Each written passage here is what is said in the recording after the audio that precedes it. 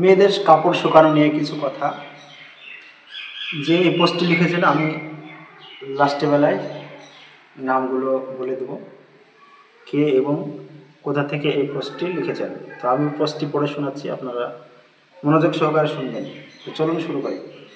আমাদের সমাজে দেখা যায় অনেক আপু আছেন যারা গোসল করে তাদের কাপড় শুকাতে দেয় বাইরে এবং ছাদে উপরে, যেখান দিয়ে মানুষ চলাচল করে দেখতে পাই।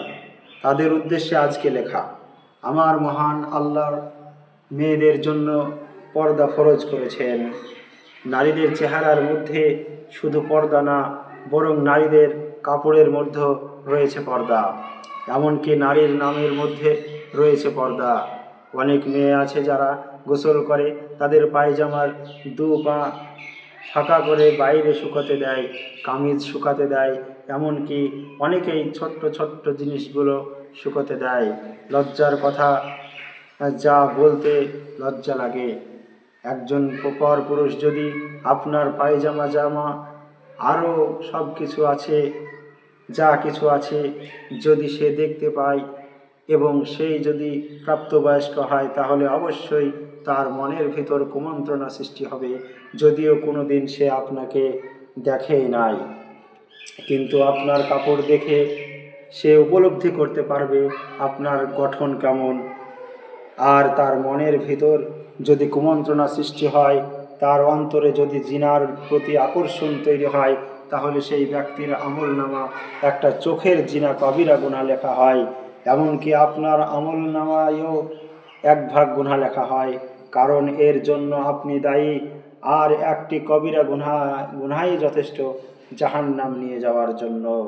পবিত্র কোরআনের ভিতরে মহান আল্লাহ তাআলা ইরশাদ করেছেন, সামান্য বিন্দু পরিমাণ গুনাহ নিয়ে যদি কেউ কবরে আসে, তাহলে কবরের মাটি থেকে ছাড় দিবে না, তাকে ছাড় দিবে না।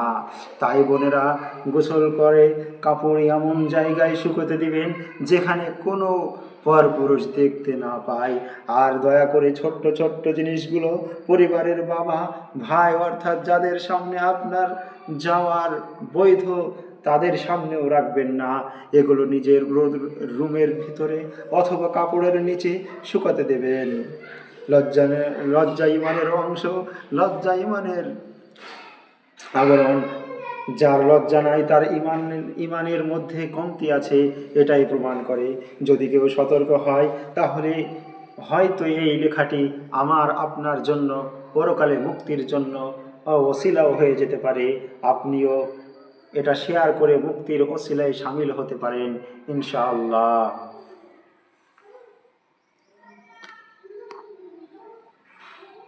এটা লিখেছেন মুফতি কাশেমি সাহেব।